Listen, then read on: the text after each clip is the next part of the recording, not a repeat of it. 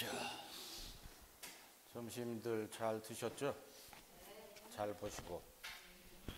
아니, 뭐 4년에 한 번인데 뭐 어떠겠습니까?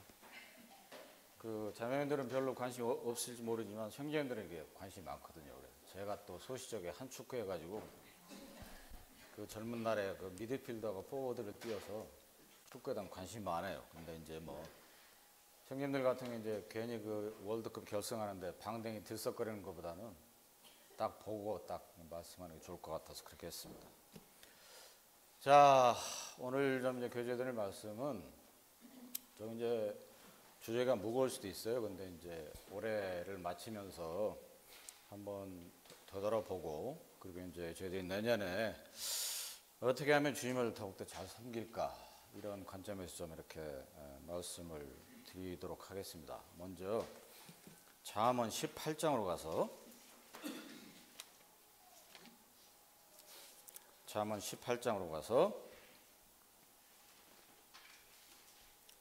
18장 17절 보시면 이렇게 말씀합니다. 송사의 원고의 말이 바른 것 같으나 그 피고가 와서 밝히느니라. 이제 우리말에는 원고, 피고 이렇게 번역이 되어 있어요.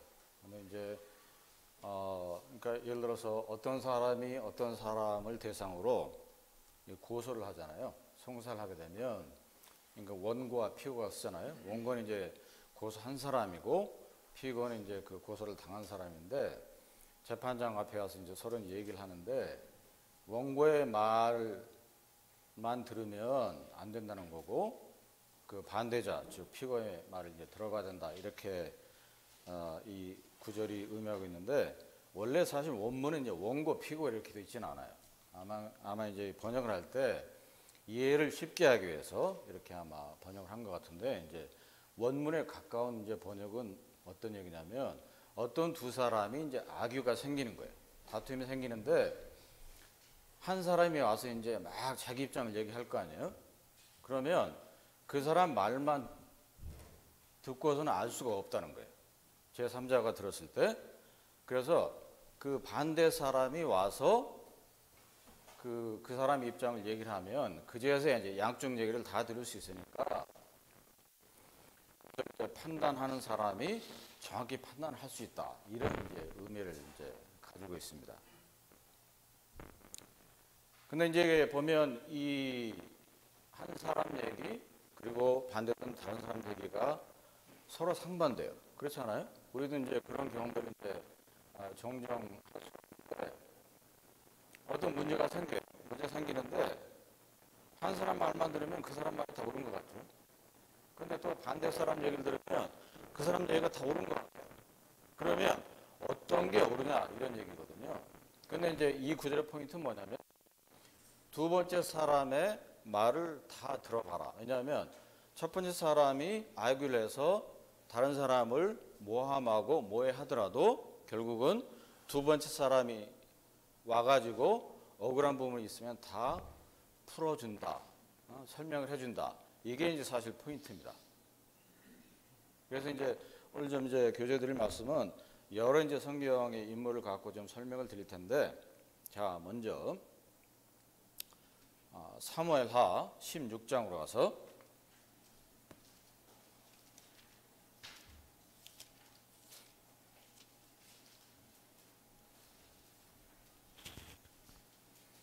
그 무비보셋 우리가 다 아는 사람이잖아요. 그 요나단의 아들이죠. 사울의 손자이기도 하고. 그래서 그 무비보셋이 이제 요나단이 죽고 나서 이제 무비보셋을 이제 찾게 되죠. 다윗이. 예를 들어서 남은 자식이 없느냐. 그러니까 이제 무비보셋이 있나이다. 그래서 그를 왕궁으로 데리고 와라. 그래서 그가 나의 상에서 먹을 것이다. 이렇게 이제 말씀하고 있는데 자, 사무엘하 16장 보시면 다윗이 마르톡을 조금 지나니 무비보셋의 사환 시바가 이렇게 나오죠. 그러니까 이제 이 시바라는 종은 사실 그 사울의 종이었어요. 사울을 섬겼던 종이었는데 이제 무비보셋의 이제 그 섬기는 종이 됐는데 사환 시바가 안장 지은 두 나귀에 떡 200과 건포도 100성이와 여름실과 일백과 포도주 한 가죽부대를 싣고 다윗을 맞는지라. 왕이 시바에게 이르되 네가 무슨 뜻으로 이것을 가져왔느냐. 시바가 가로되 나귀는 왕의 권속들로 타게 하고 떡과 실과는 소년들로 먹게 하고 포도주는 들에서 곤비한 자들로 마시게 하려 함이니이다. 왕이 가로되 내 주인의 아들이 어디 있느냐. 무비보셋을 이제 가리키는 거죠. 시바가 왕께 가로되 예루살렘에 있는데 저가 말하기를 이스라엘 족속이 오늘 내 아비의 나라를 내게 돌리리라 하나이다. 거기서 이제 내 아비의 나라니까 내 아비는 누구냐면 요나단을 얘기하고 있고 내 아비의 나라를 내게 즉 무비보셋에게 이스라엘 족속이 돌릴 것이다. 이렇게 이제 시바가 얘기를 하고 있는 거예요, 다윗한테. 그러니까 이제 이거 이제 나중에 이제 우리가 보면 아는데 이 당시 시바가 무비보셋을 지금 비방하고 모함을 하고 있는 거예요. 그러니까 이제 이것만 들으면 다윗이 뭡니까? 그래? 그 괘씸한 놈이네? 이렇게 생각이 들 수가 있죠. 4절 이어서 읽어보면 왕이 시바더러 이르되 무비보셋에게 있는 것이 다 내 것이니라. 시바가 가로되 내가 절하나이다. 내 주 왕이여 나로 왕의 앞에서 은혜를 입게 하옵소서 하니라. 그러니까 이제 그 소리를 듣고 다윗이 그 시바의 그 말에 혹했던 거예요. 그래? 이런 괘씸한 놈이 다 있나? 내가 저를 이 아버지와 나의 우정을 생각해서 내 상에 먹게 계속 뒀는데 어떻게 지가 나를 감히 배신할 수 있어? 이런 생각을 한 거죠. 그러면서 이제 뭐라 그러냐면 오늘 내 아비의 나라를 내게 돌릴 것이다. 아니 저기 4절을 보면 무비보셋에게 있는 것이 다 내 것이니라. 이렇게 이제 얘기를 해버린 거예요. 그러니까 이제 어찌 보면 이제 다윗이 이제 실수한 거죠. 시바의 말만 듣고 그대로 믿고 그냥 무비보셋이 참 이게 안 되겠구나 이런 생각을 했었으니까. 근데 이제 이 당시 상황을 보면 이제 압살롬이 이제 죽는단 말이죠. 다윗의 그 아들 압살롬이 이제 반역을 하잖아요. 반역해 죽게 되고 그래서 이제 19장으로 가면 몇 장 더 뒤로 넘기셔서 이제 18장에 이제 그 압살롬이 이제 죽는 광경이 나오고 그러면서 이제 전세가 바뀌게 돼요. 전세가 바뀌게 돼 가지고 다윗이 이제 예루살렘으로 다시 들어오게 됩니다. 자, 19장 가셔서 24절 보시면 이제 다윗에게 무비보셋이 이제 나타나는데 24절 보면 사울의 손자 무비보셋이 내려와서 왕을 맞으니 다윗을 맞았던 얘기입니다. 저는 왕에 떠난 날부터 평안히 돌아온 날까지 그 발을 맵시 내지 아니하며 그 수염을 깎지 아니하며 옷을 빨지 아니하였더라. 예루살렘에서 와서 왕을 맞을 때 왕이 저에게 물어가로되 무비보셋이여 네가 어찌하여 나와 함께 가지 아니하였더냐. 이게 뭐냐면 전쟁터에는 뭐 가서 전투하지 못한다 할지라도 자기를 뭐 배용한다든가 이런 일을 왜 안 했느냐, 조금이라도 이제 돕지 않았느냐 이렇게 묻고 있는 거예요. 그러니까 26절에 대답합니다. 대답하되 내 주 왕이여 왕의 종 나는 절뚝발이므로 두 다리가 이제 절뚝발이었거든요. 내 나귀의 안장을 지워 타고 왕과 함께 가려 하였더니 나의 종이 나를 속이고 나오죠. 시바가 자기를 속였다는 거예요. 종 나를 내 주 왕께 참소하였나이다. 고소했다는 거죠. 내 주 왕께서는 하나님의 사자와 같으시니 왕의 처분대로 하옵소서. 내 아비의 온 집이 내 주 왕 앞에서는 다만 죽을 사람이 되지 아니하였었나이까. 그러나 종을 왕의 상에서 음식 먹는 자 가운데 두셨사오니 내게 오히려 무슨 오름이 있어서 다시 왕께 부르짖을 수 있사오리이까. 왕이 저에게 이르되 내가 어찌하여 또 내 일을 말하느냐. 내가 이르노니 너는 시바와 밭을 나누라. 무비보셋이 왕께 고하되 내 주 왕께서 평안히 궁에 돌아가시게 되었으니 저로 그 전부를 차지하게 하옵소서 하니라. 이게 이제 그 상황이 굉장히 바뀌는 내용이 나오고 있어요. 그러니까 이제 다윗이 시바의 말을 듣고 예루살렘에 들어왔는데 그 들어오는 길에서 이제 그 무비보셋이 이제 다윗을 이제 맡게 되는데 무비보셋의 얘기를 들어보니까 전혀 딴 얘기를 하고 있어요. 가려고 했는데 왕께 가려고 했는데 시바가 나를 속였다. 그리고 왕께 나를 참소했습니다. 이렇게 얘기를 하고 있는 거죠. 그리고 이제 그제서 이제 다윗이 깨달은 거예요.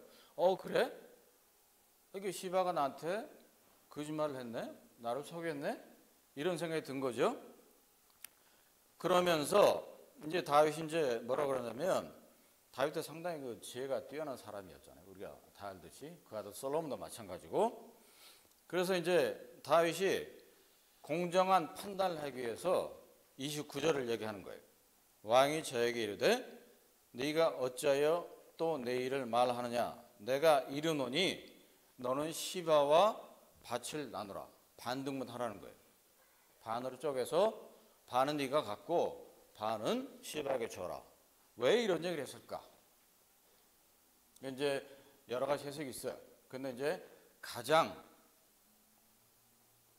그 합당한 해석은 뭐냐면 이 다윗이 보다도 공정한 판단을 하기 위해서 무비보셋을 떠봤다는 거예요.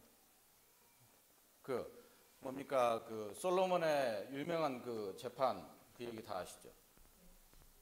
그 창기였던 두 여인이 거의 동시에 해산을 했어요. 그러다가 한 여인이 잘못해서 잠자다가 그 아이를 깔아뭉개 죽여요. 그런데 이제 그것을 바꿔치기 하잖아요. 다른 여인이 난 아이하고 바꿔치기 합니다. 그러면서 다른 여인이 난 아이를 자기가 낳은 아이인 것처럼 해요. 그러니까 이제 그 살아있는 아이의 그 어머니가 그 왕께 오잖아요. 솔로몬한테 와가지고 판결을 해 주십시오. 공정하게. 당신은 지혜로운 왕이니까 판결을 내가 공정한 판결을 기대하겠습니다. 그렇게 오잖아요. 그러니까 이제 솔로몬이 고민을 했겠죠. 이걸 어떻게 그 살아있는 아이의 엄마를 어떻게 가려낼까? 솔로몬이 이제 뭐라고 그러냐면 칼을 가져오라고 그러잖아요. 그래서 칼로 아이를 반을 나눠라. 그리고 나눠 가져라. 그러니까 어떻게 합니까? 그 아이의 생모는 그럴 수가 없잖아요. 아이가 죽으니까. 그런데 그 반대되는 여인은 좋습니다. 이렇게 얘기했어요. 그러니까 이제 그 생모가 뭐라고 그러냐면 왕이여 거두시옵소서. 저 아이는 내 아이가 아니니까 저희는 그냥 주십시오. 이렇게 해요. 그러니까 왕이 뭐라고 하냐면 저 여인이 생모다. 이렇게 하잖아요. 그러니까 여기도 비슷한 거예요. 지금. 그 재산을 반을 나누라. 이렇게 하니까 무비보셋을 떠본 거예요. 그러니까 무비보셋이 어떻게 대답합니까? 왕께서 평안히 오신 것이 그러면 됐습니다. 저는 그거면 충분하니까 그 전부를 그냥 시바가 차지하도록 하시옵소서. 그러니까 그제서 한 겁니다. 이 참말을 했던 건 시바가 아니고 무비보셋이었구나. 그래서 이제 그 무비보셋에 대한 오해를 이제 풀게 되는 거거든요. 그러니까 이제 보면 이 시바와 무비보셋 요 두 인물의 얘기가 지금 이제 잠언 그 처음에 읽었을 때 18장 17절 그 얘기가 딱 맞습니다. 그렇잖아요?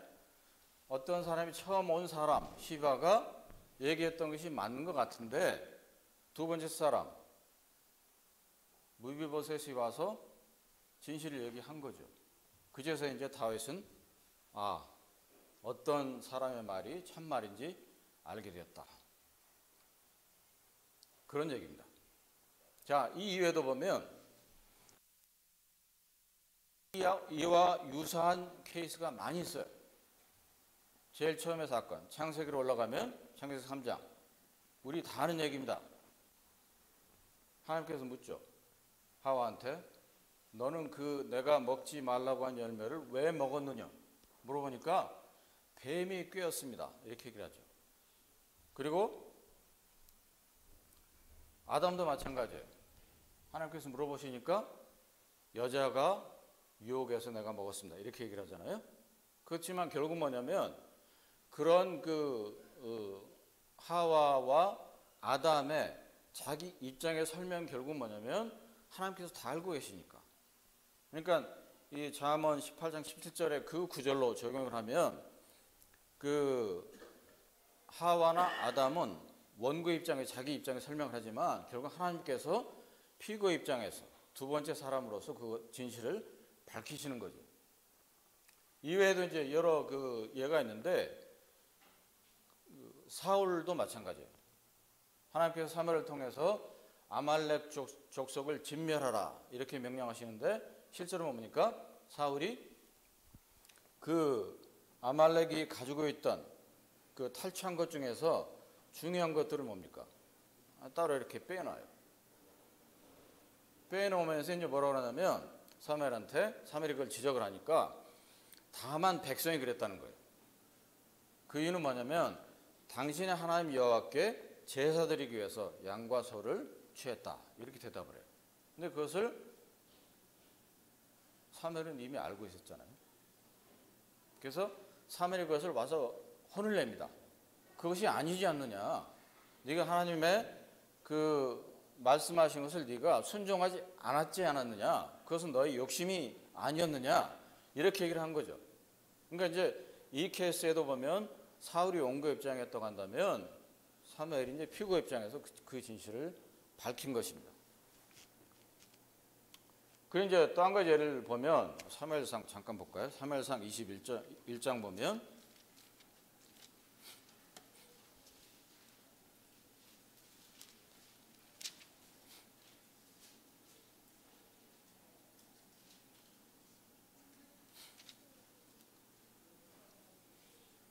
사무엘상 21장 보면 이 다윗의 경우인데 이제 다윗이 이제 원고 입장에서 얘기했다고 이제 생각하시면서 이제 보시면 됩니다. 21장 1절 보면 다윗이 노브에 가서 제사장 아히멜렉에게 이르되 아히멜렉이 떨며 다윗을 영접하며 그에게 이르되 어찌하여 내가 홀로 있고 함께하는 자가 아무도 없느냐. 다윗이 제사장 아히멜렉에게 이르되 왕이 내게 이를 명하고 이르시기를 내가 너를 보내는 바와 내게 명한 바 일에 아무 것이라 사람에게 알게 하지 말라 하시기로 내가 나의 소년들을 여차여차한 곳으로 약정하였나이다. 다윗이 지금 거짓말하고 있는 거예요.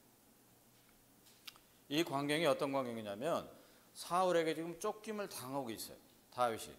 그런데 지금 먹을 것도 없고 무기도 없으니까 제사장 아히멜렉한테 찾아가서 거짓말하고 있는 거예요. 뭐라 하냐면 내가 사울의 명을 받고 일을 행하고 비밀리에 사울의 왕명을 받고 행하고 있다. 이렇게 대답을 하고 있는 거거든요.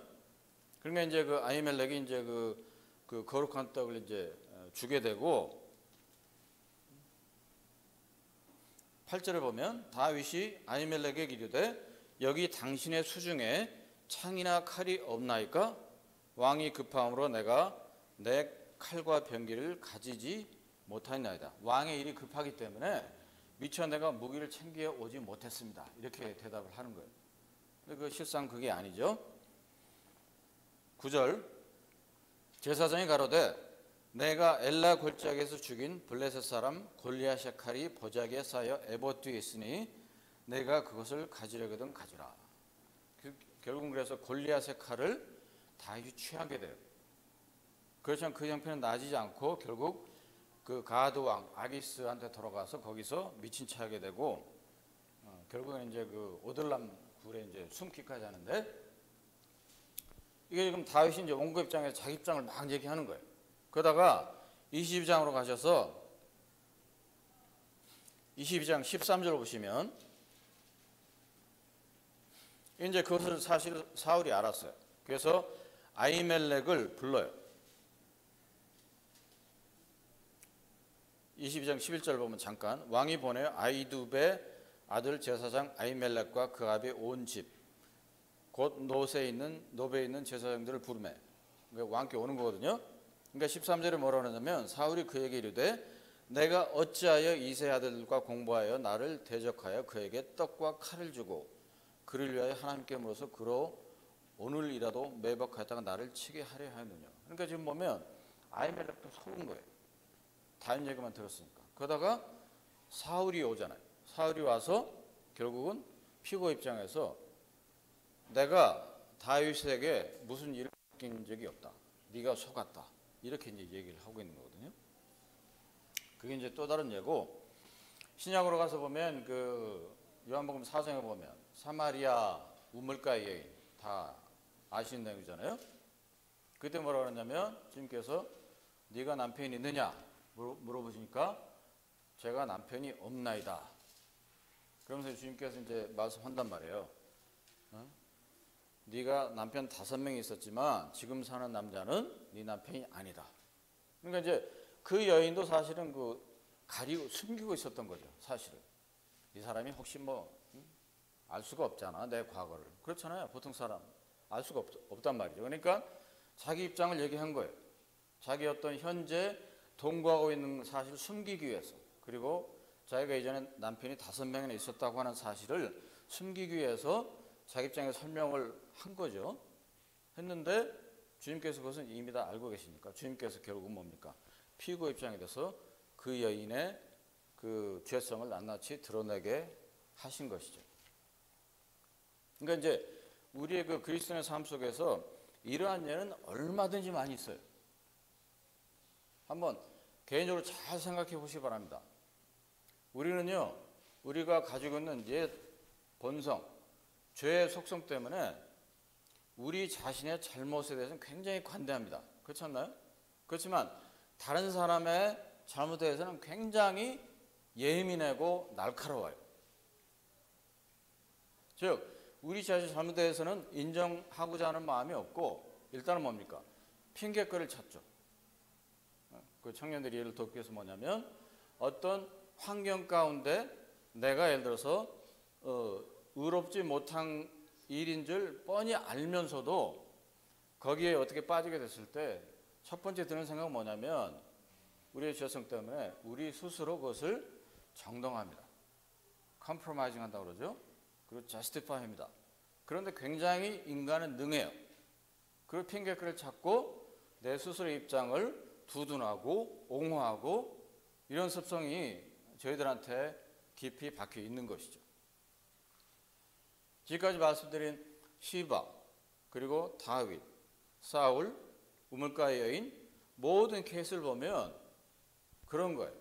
인간 깊숙이 숨어있는 그 죄성에 근거한 나의 잘못은 가리고 핑계거리를 찾고, 그리고 정당화하고, 이런 것들의 그런 예들의 인물들이었던 거죠, 사실은.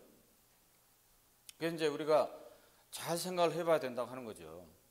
오늘 교회 가운데 있는 그리스도인들은 어때야 되느냐? 고린도전서 4장 보겠습니다.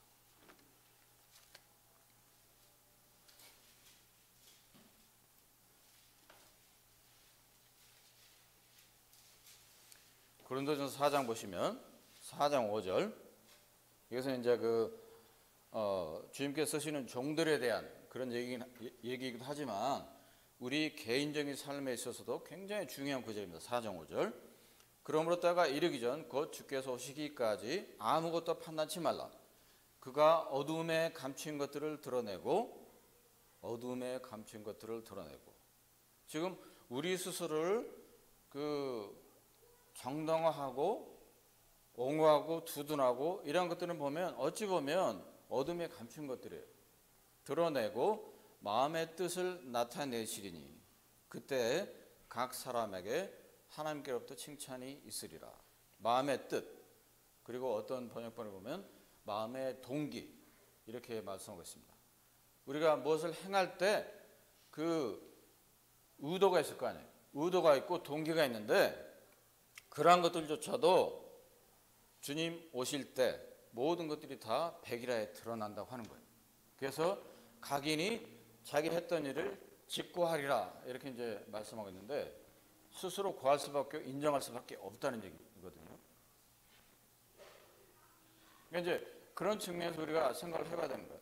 그러니까 잠언 18장 17절 곰곰이 나의 삶 속에서 내 스스로 뭔가 정의롭지 못하고 불의한 것들을, 그리고 주님께서 보시기에 기뻐하지 않는 것들을 내가 생각하고 행하고 있는데, 예를 들어서 주님 말씀을 읽다가 그래서 걸림이 되는 구절이 와 닿거나, 그리고 어느 누구의 권면이 나한테 왔을 때, 나 어떤 신앙 양심에 걸림이 됐을 때 과연 우리가 스스로 그것을 프로텍트 하려고, 보호하려고, 두둔하려고, 그리고 컴프로마이징 하거나 저스티파잉 하거나 그런 일은 없는가?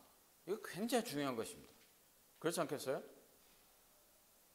이런 것에 참 우리가 민감해야 되는데, 때때로 우리는 우리의 이익, 우리의 입장, 우리의 형편, 이런 것을 생각해서 쉽사리 지나쳐 갈 수 있다고 하는 거죠. 그래서 이제 이런 교훈들을 저희들이 생각을 하게 될 때 몇 가지 경우를 좀 생각을 해볼 수가 있어요. 첫 번째, 우리가 해야 될 책임을 타인에게 떠넘기는 거 많아요. 그래서 내가 마땅히 해야 될 일인데 떠넘겨. 내가 책임져야 될 일인데 떠넘겨. 그게 뭡니까? 하와와 아담이 그랬어요. 자기가 먹은 거잖아요. 자기가 유혹에 넘어가서 먹은 건데 뱀이 꼬여서 여자가 나를 유혹해서, 이거 뭡니까? 자기 책임에도 불구하고 결국은 그 책임을 떠넘기는 거예요. 그다음 두 번째 경우에 어떤 케이스가 있냐면, 분명히 좀 전에 말씀드린 대로 분명히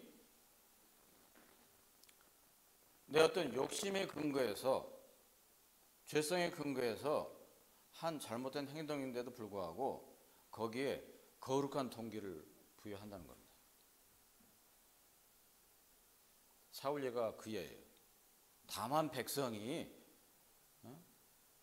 사무엘 당신이 하나님께 제사 드리기 위해서 양과 소를 취했으면 나는 전혀 개입한 거 없어요. 이런 얘기를 하는 거죠. 그러니까 뭡니까? 분명히 잘못된 건데, 아말렉으로부터 취한 거 잘못된 건데, 취했으면 잘못 인정하고 회개하고 돌아오면 되는데, 그렇지 않고 뭡니까? 잘못된 것을 가리기 위해서, 당신의 하나님 여호와께 제사하기 위해서 뭡니까? 거룩한 어떤 동기 부여를 하려고 하는 거예요. 거룩한 이유를 갖다 대는 거예요, 스스로. 잘 생각해 보시기 바랍니다. 그리고 이제 세 번째 케이스는 어떤 케이스가 있냐면, 사실을 왜곡하는 거예요. 진실이냐. 그것이 뭡니까? 시바 얘기잖아요. 사실이 아닌데도 불구하고 사실인 양 잘못 전달하거나, 잘못 얘기하거나, 잘못 행하거나, 그런 일이 있다고 하는 거고,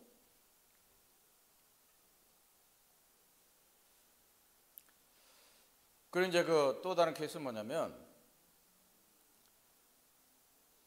자기 스스로를 정당화시키기 위해서, 자기 스스로를 좋게 보이기 위해서 어떤 근거를 찾는 거예요. 구실을 찾는 거예요.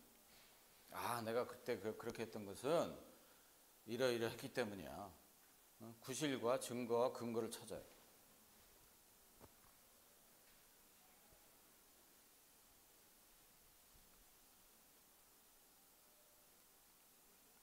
또 한 가지 이제 그 인물의 예를 좀 들어보겠습니다. 또다시 다윗인데, 다윗이 이제 그 벳세바 이제 간음 사건 잘 아시잖아요. 그래서 우리아를 이제 맨 전장 앞뒤에 서서 이제 죽게 만들어요. 이제 그 사건에서 보면 이제 다윗이 이제 원고 입장이죠. 그때 나단이 오기 전까지, 나단이 와서 지역하기 전까지 뭡니까? 다윗은 그것이 범죄인 것조차도 인식을 못했어요. 왜냐하면 그는 왕이었으니까. 그런데 나단이 와서 그 백일하에 드러내잖아요. 왜? 강한 자가 약자를 못 살게 구느냐. 그러고서 왜 그 강한 자가 미안한 마음이나 죄책감 없이 그렇게 당당하냐. 이렇게 지적을 하니까 그제서야 이제 다윗이 깨닫게 되는 거죠. 이 케이스는 뭐냐면, 자기보다 약한 자하고 자기를 비교해서 그 약한 자 위에 있다고 하는 것을 드러내는 거예요. 이제 여러 인물들을 보고 여러 구절들을 봐서 정리가 좀 안 되실 수도 있는데, 아무튼 한 4가지 정도, 4-5가지 이런 케이스를 봤는데, 정말로 교회 가운데 있는 그리스도인의 정말 중요한 자세는 뭘까요? 저희 이제 뭡니까? 제가 청년회 때부터 주님을 이제 영접하고서 여러 좌명들이 있는데 성경에 그 중에 이제 한 그 구절인데, 자, 고린도전서 5장 보시면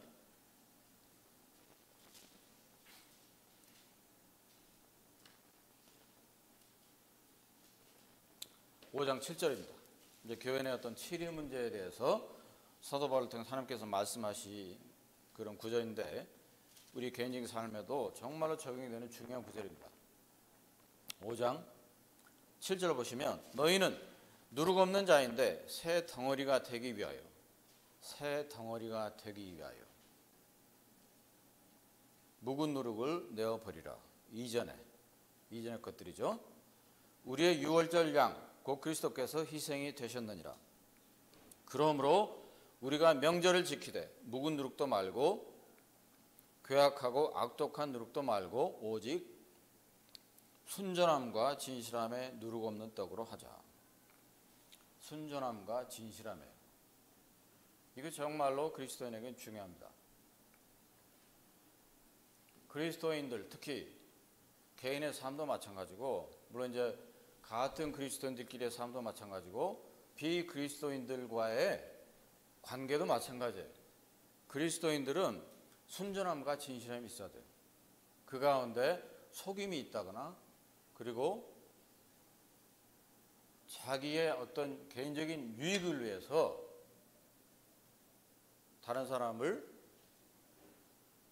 속이거나, 그리고 다른 사람에게 해악을 주거나 이러면 안 되는 거죠. 그리고 특별히 교회 내에서 그리스도인들 간의 교제는 이게 가리는 게 없어야죠. 거짓이 절대 있어서는 안 됩니다. 순전해야 되고 진실해야 됩니다. 그리고 고린도 후서 11장으로 가서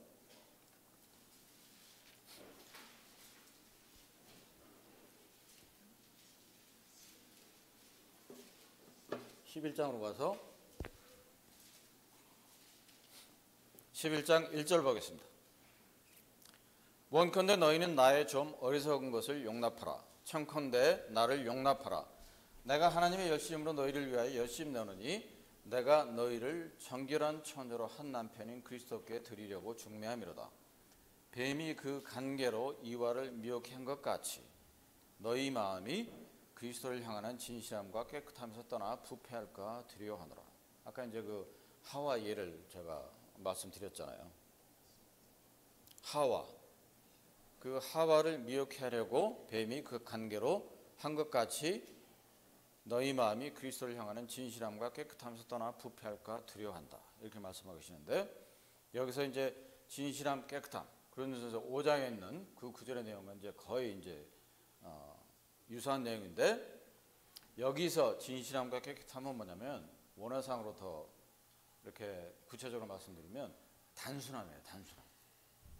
아까 고린도전서 5장에는 진실함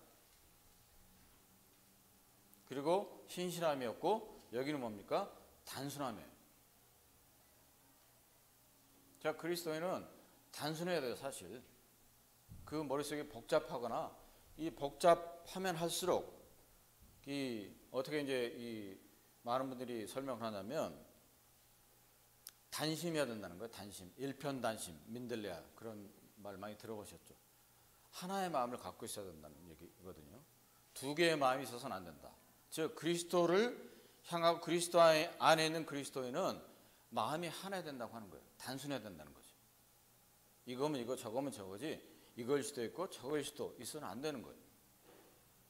다시 보면 이거 이런 입장에 들 수도 있고 저런 입장에 들 수도 있고, 내가 분명히 잘못한 걸 하긴 했는데 거기다가 주님 끌어들여서 거룩한 동기를 부여하고, 이거는 정말로 안 된다는 거죠. 그 미국의 유명한 그 작가가 있어요.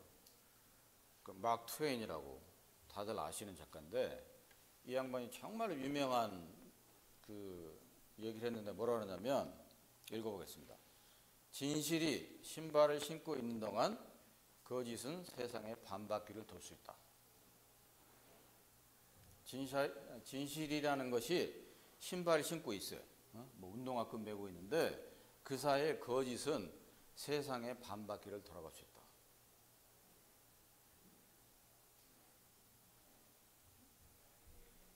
그래서 우리 모두가 참 이 여러 인물, 여러 구절을 보면서 제가 설명을 드렸는데 올해 한 해 마치면서 그럴 때 이제 새로운 해가 이제 저에게 온단 말이에요. 주님 허락하시는데 우리의 평소의 삶의 자세가 어때야 되느냐 생각을 해보자는 거죠. 우리에게 많은 일들이 닥쳐 왔어요. 금년에도 내년에도 여전히 이제 우리의 생명을 허락하시면 많은 일들이 닥쳐올 겁니다. 개인적으로 그리고 직장에서 그 교회에서 여러 모양과 형편으로 많은 것들을 저희가 닥칠 텐데 우리가 정말 명심해야 될 건 뭐냐? 우리 스스로를 이 원고 처음의 사람 그랬듯이 절대 그렇게 우리 스스로를 보호하고자 그리고 핑계거리 찾고 정당화하고 하지 말자는 거예요. 왜냐고요? 그것은 우리 안에 계신 성령께서 다 하신단 말이에요. 잘못된 것이면 잘못됐다라고 우리로 하여금 양심으로 거리낌으로 주시고 말씀 우리가 묵상할 때 말씀 속에 딱 이렇게 구절에 걸리게 만드신단 말이죠. 그리고 머지않아 주님께서 오셔서 우리 모두가 주님 나라 갔을 때 주님께서 다 알고 계신다. 이렇게 성경은 말씀하고 계십니다. 책에 다 기록이 되어 있다. 그렇기 때문에 그것이 백일하에 드러날 수밖에 없다. 모든 어두움 가운데 있었던 것을 드러내시고 우리가 이 땅에서 행했던 모든 행동 하나하나 그런 것들에 대한 우리들만이 알고 있는 숨어있는 동기, 뜻도 다 드러내실 것이다. 그래서 우리가 그분 앞에 직고한다. 이실족고라고 그러잖아요. 거짓이 없이 진실을 말할 수밖에 없다. 이런 뜻인데 그럴 수밖에 없다는 거죠. 그것이 그리스도인과 비그리스도인의 커다란 차이입니다. 그래서 결론적으로 말씀드리면 정말로 우리는 우리가 하는 것에 대해서 제대로 해야 되겠다. 이런 생각을 하고 다짐을 하면서 금년 한 해를 또 마치고 내년을 또 맞았으면 좋겠습니다. 네, 기도하겠습니다.